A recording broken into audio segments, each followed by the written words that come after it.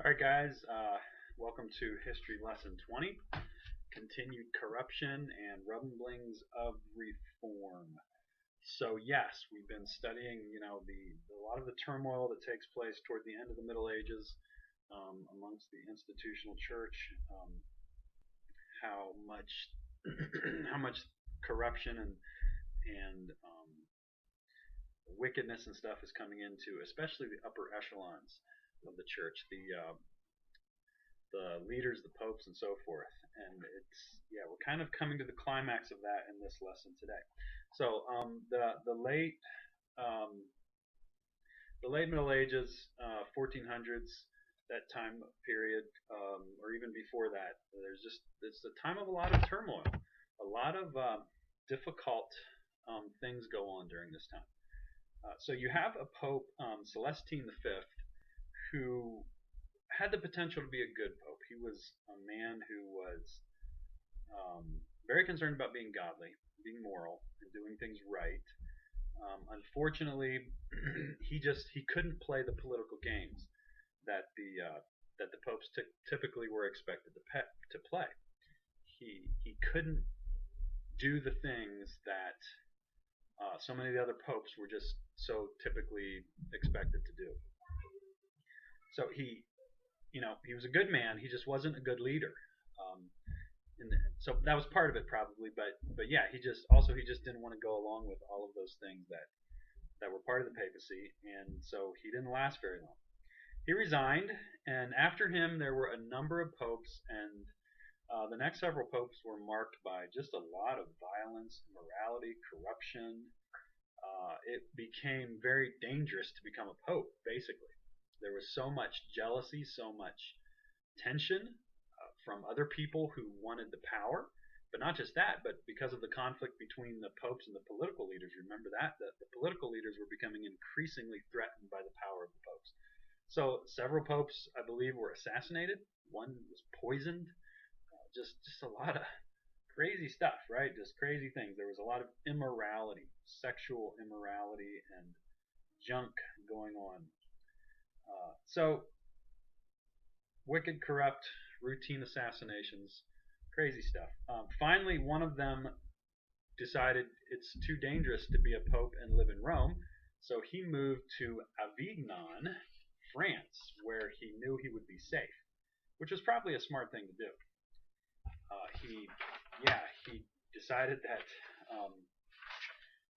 he wanted to live somewhere safe, so he moved there, and for the next, I think it was around 70 some years, the popes lived in Avignon instead of in instead of in Rome. Anyway, it was also during this time that the Hundred Years' War took place. Now, the 100 Years' War is a conflict between France and England because one of the English kings claimed that he was the rightful heir to the French throne. He was actually a descendant of I believe, a previous French king. So he claimed he was the rightful heir to the French throne, and the French denied him that position, so he went to war with them. He wanted to unite England and France under one nation, so he went to war, and the war lasted for 116 years. It's called the 100 Years' War, so evidently whoever named it wasn't good at their math, but it actually lasted technically for 116 years. France and England were at war with each other. Now, I don't know how much fighting went on. Was it solid, continual, violent fighting for that entire time? I don't think so, but it was still technically a war was taking place for that long. So you could have been born, lived your whole life, and died, and had room to spare, and that entire time been at war, if you lived in England or France, during that time. So anyway, that was one thing that was taking place during this time of turmoil, the 100 Years' War. Another thing that hits Europe during the Middle Ages, during the 1400s. Looks like Hannah came over to visit me, so I guess I'll hold her. You might hear her say some things occasionally. You want to say hi, Hannah? Say hi to everybody? Yeah, just point? Okay, you'll just point at the screen. That's fine. All right. Anyway, um, another very, very serious thing that took place in the 1400s. I mean, this is beyond comprehension. One of the most incredibly devastating disasters ever to hit the Western world. And that is, does anybody want to guess what I might be talking about? The Black Plague. I think it's also called the bubonic plague. Mid 1400s, some ships came to Europe from some other countries. They had been doing some trading, and somehow, during the course of their interaction with different places, one or so of these ships, somebody got infected by the Black Plague. And these ships sail into England, and when they get there, according to one account I read, most of the people on board the ship were dead. And when the people saw what was going on, they immediately turned the ships around and sent them back out to sea. However, it was too late. The plague got into some people on shore and immediately spread all across Europe.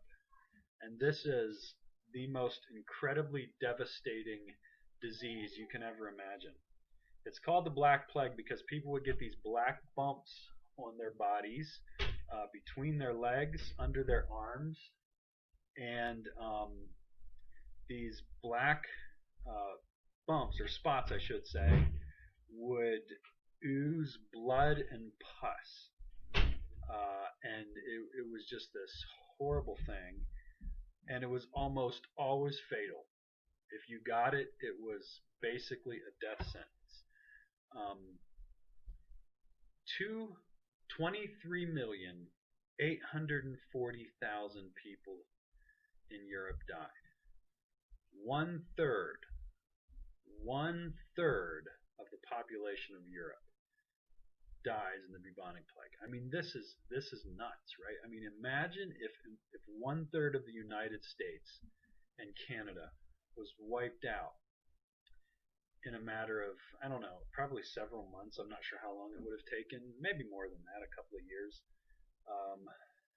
But still, that has devastating effects, not just from the disease directly, but that has devastating emotional effects, economic effects. It's it would have been a horrible time to live. The city of Constantinople lost 88% of its population. 88%. 12% survived. 12 out of 100 people survived in the city of Constantinople. I mean, just crazy stuff. In the city of London, there were corpses, just laying in the streets. Yeah, hard times, very hard times. And church leaders often failed to help out. People were afraid. Priests wouldn't even go out and administer last rites. If you're a Catholic, you believe in the importance of the last rites when somebody is dying and so forth. Priests wouldn't even do it. So yeah, it was just a very bad, difficult time.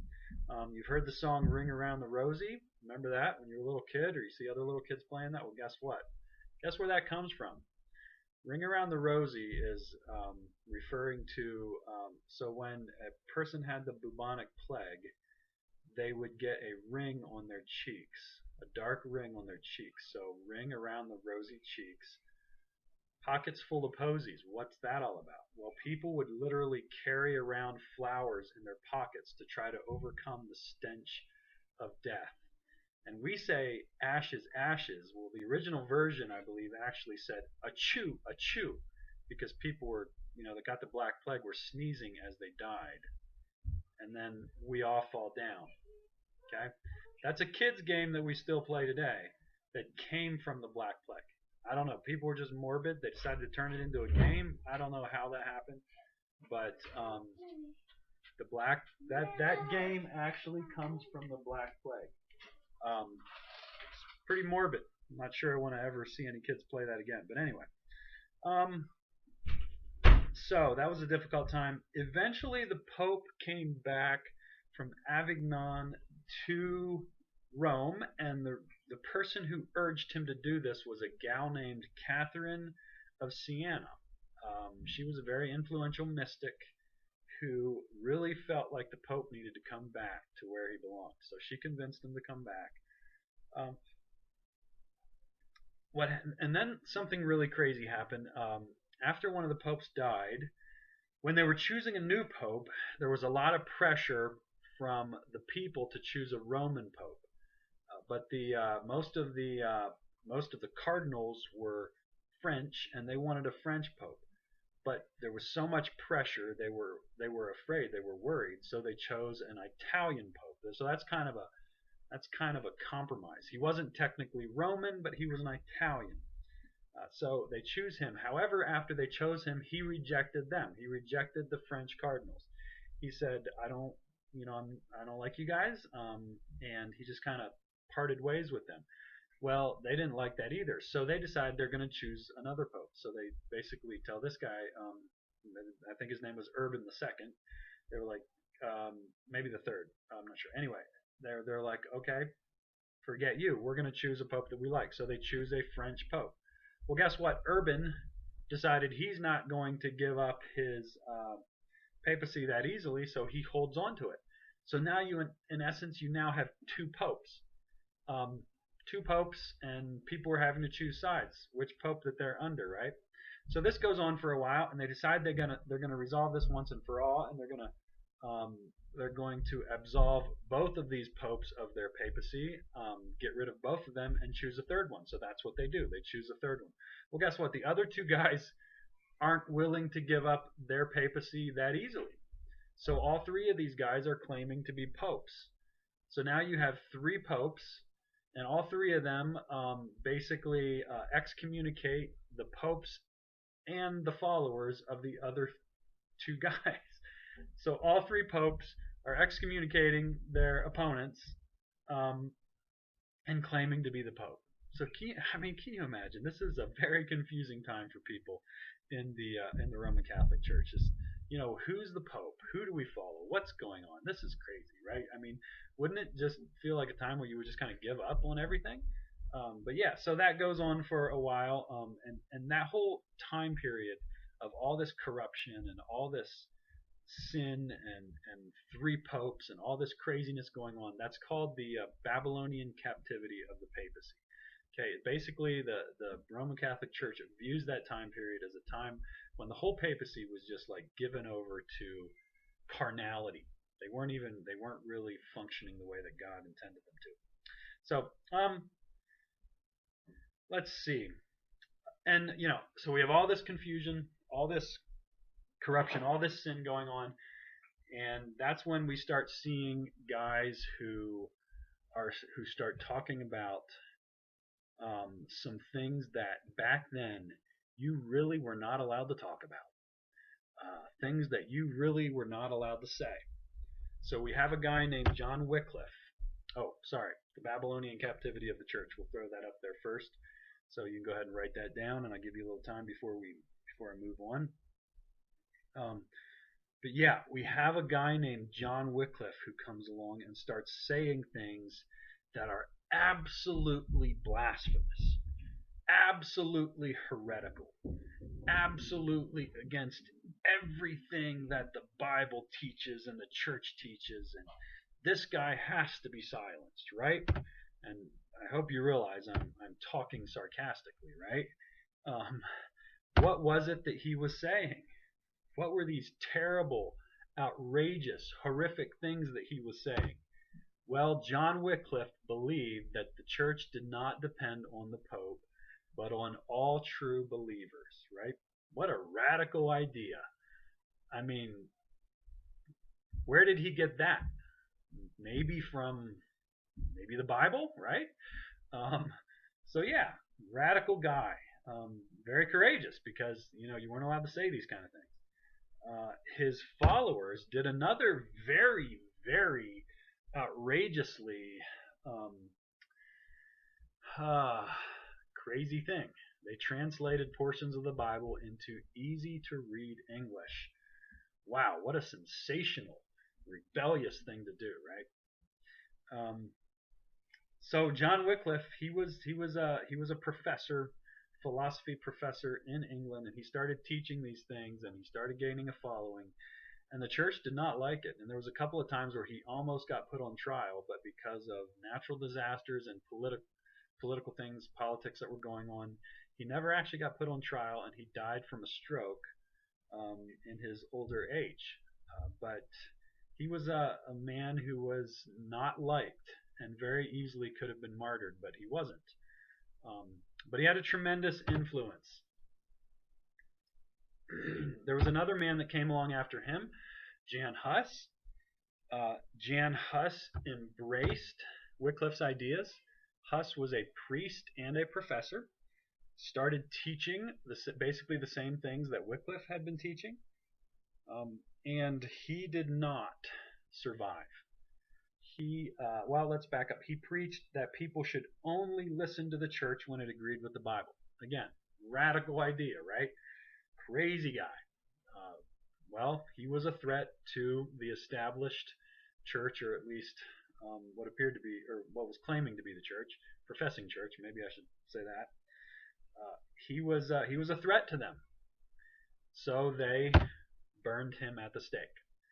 They hated him so much they burned him at the stake.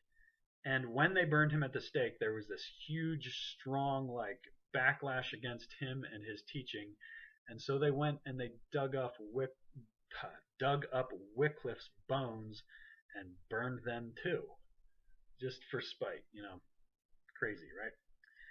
But anyway, he had a big impact as well. So you start seeing these guys coming along and preaching and teaching these things, and they get a following. They get followers. People are sympathetic because they realize something's not right about the institutional group that claims to be the church. So you start seeing these rumblings of reform. During this time, there was also a man named Thomas Kempis. Thomas Kempis was part of a group called the Common Life Movement. They were people who emphasized holy living and so forth.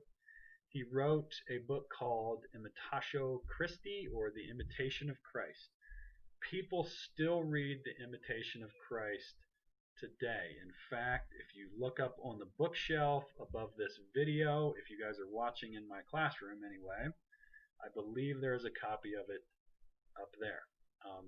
It's a classic work, and basically Kempis is just pointing out that the church is absolutely wrong if they insist that it's okay to live, a corrupt, sinful lifestyle and still claim to be followers of Jesus Christ.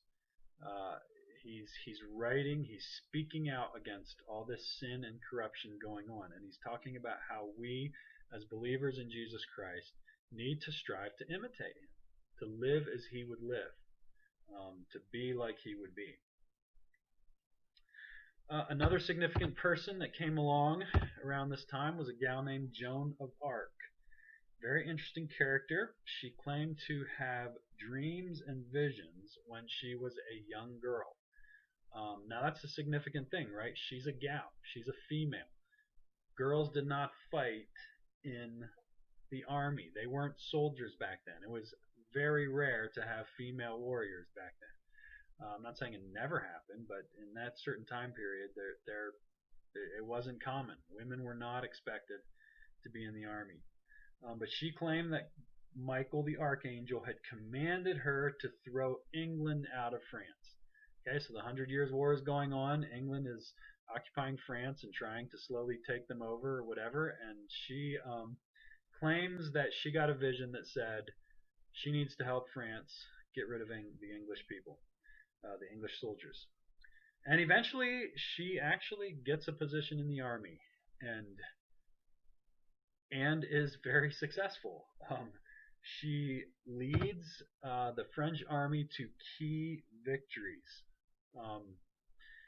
And they take back some very important places, some very important key strategic military places from the English. However, at one point she is wounded and then captured by the English.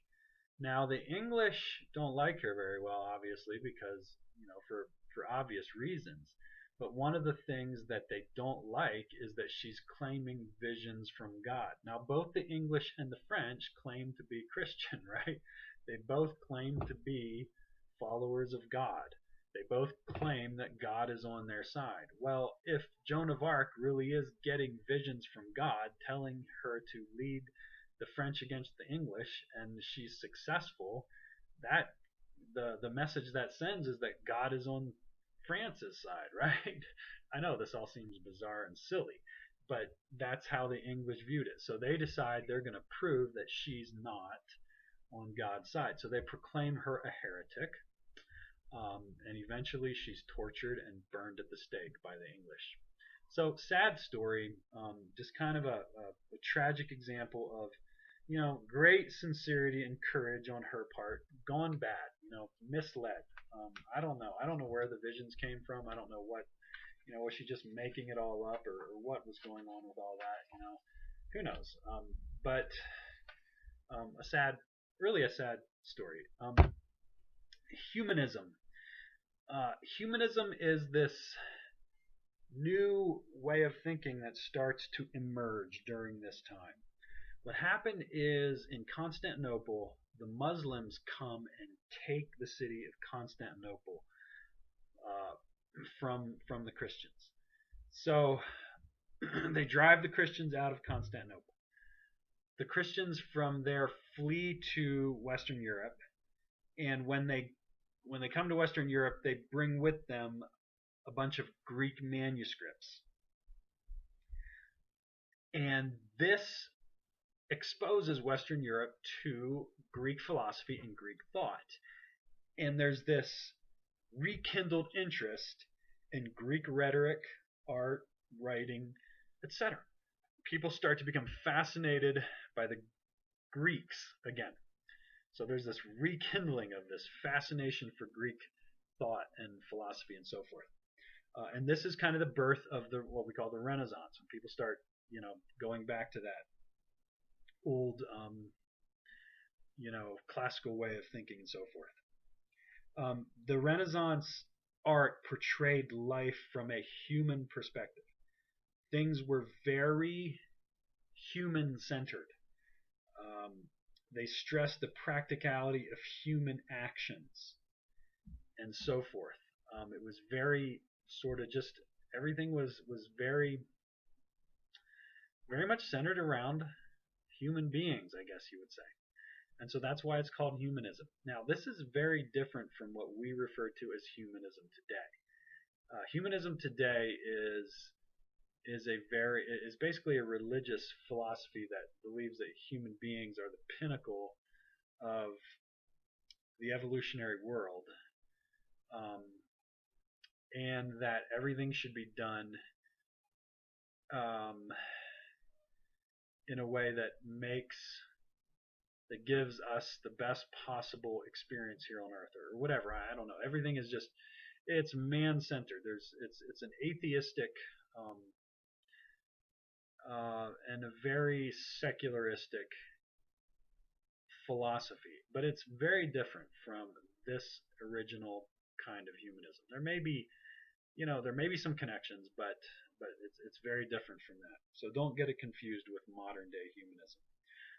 So yeah, it rekindled interest in Greek rhetoric, art, and writing, and that's kind of what led to the Renaissance. Also during this time, one thing that really contributed to the spread of humanistic ideas and the Renaissance was the invention of the printing press. You know what? It looks like I missed that on my notes. So I guess we'll just skip over that as far as the notes are concerned, but I'll talk about it. Yeah, the printing press invented by Johannes Gutenberg, and the printing press, of course, was a way where you could print multiple pages of a book or newspaper or some kind of publication. You could print multiple pages very easily. It took time, to change the little, can't remember what you call them, but the lettering and so forth. in the press. But once you had them in there, you could stamp out, hundreds or thousands of pages in a very short period of time. So this made printing and distributing literary works way, way cheaper, way more efficient, way easier. So this absolutely revolutionizes the spread of ideas. So books get cheaper. Um, all kinds of news. I guess I'm not sure if they had newspapers back then or not. I should know this, but any kind of publication is so much easier to copy and distribute. So books become cheaper. Even the Bible starts, spreading all over the place and getting a lot easier to buy. So common people are buying and reading the Bible and so forth. So there's an upsurge in interest in the Bible, and yeah, the ideas of the Renaissance start to spread. The popes support the Renaissance, at least the artistic part of it. Certain parts of it they didn't. So there's this continued corruption that infiltrates the church. Indulgences become a booming business. We talked about that, those things that you buy to get the forgiveness of sins, supposedly. And then you have this awful, awful thing, maybe the apex of the most horrendous thing the church has ever done. Again, the professing church has ever done, because it's pretty clear that some of these people were not Christians. It seems pretty clear anyway. But one of the darkest, most horrible things that the church has ever done is something that we call the Inquisition. This is probably worse than the Crusades. This is dark stuff. This is when the a certain portion of the church in southwestern Europe, especially in Spain, decides to put together this way of getting rid of heretics and Jews. I mean, and Muslims, I think, were kind of the three categories. Jewish people, Muslims, and heretics were kind of the ones who got the brunt of the Inquisition. And it was just taking these people and torturing them, either until they recant or die, right? I mean, and the methods of torture were horrific. I mean, even if the person eventually recanted, their body was often deformed beyond repair because of the damage that had been done to them. So that's just a really, really dark time. Anyway, again, just the need for revival, renewal, reform, all that is just becoming more and more apparent. And a very important person who comes into the midst of this is a guy named Erasmus. Erasmus is a priest he was the son of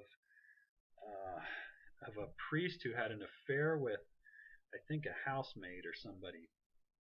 So he was an illegitimate child. Again, there's no such thing as illegitimate children, but that's what they were referred to as.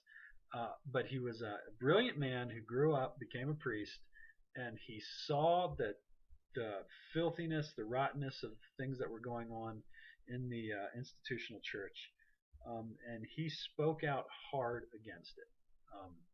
He stood up and really said and wrote a lot of things against the things that were going on in the church. There was a pope named Julius II. Now, most popes take the name of a former saint or somebody who is important in the church, right? So some people, some popes call themselves John Paul or, Urban or whoever. They take the name of a previous pope or a previous Francis, somebody that was important, somebody that was a saint. This guy did not. He named himself Julius. Why do you think he would name himself Julius? Where would that come from? If you guessed Julius Caesar, the famous Roman emperor, you would be right. So obviously he's more concerned about power than about being, a spiritual leader to his people. So he names himself Julius. So he becomes Pope Julius II. Um, and he's more concerned about military prowess and military might and military victories than being a spiritual leader. And Erasmus despised the guy, just did not like what he was doing, and spoke out strongly against him. He despised Joyce's militaristic tendencies, but the thing about Erasmus was he didn't want to split the church. He wanted to reform it from within. He wanted to clean it up from within. Um, so that was his goal. One very significant thing that Erasmus did is that he translated the New Testament into Greek. We call this the Textus Receptus. Very significant translation that he did. So yeah, you have all these different things going on. All these very significant events. A lot of sad things, a lot of difficult things, a lot of disastrous things, and again, a lot of crime, a lot of corruption, a lot of wickedness, and there's just a lot of tension in Europe, and it's this simmering hotbed of dissatisfaction. Right? People are sick and tired of the whole mess. So after Julius, you get a pope named Leo, Pope Leo X, and things kind of calm down for a little while. And so Pope Leo, he's kind of thinks he's firmly in control of everything, but he was not. So Huss and Wycliffe had kind of packed the powder keg. If you look, this is how the book describes it. Erasmus lights the fuse, laid the fuse. He takes the string and strings it to the powder keg away, and this hothead from Germany is about to light it. But that's not till the next chapter. So we have the perfect storm had formed, and circumstances fall into place as we get ready for the year of 1517, which is the year that the Reformation began. But that's all for today, and I don't have any homework for you guys today, so you can keep working at your rough draft for your report. Otherwise, I hope you have a great day, and I plan to be with you guys in school tomorrow.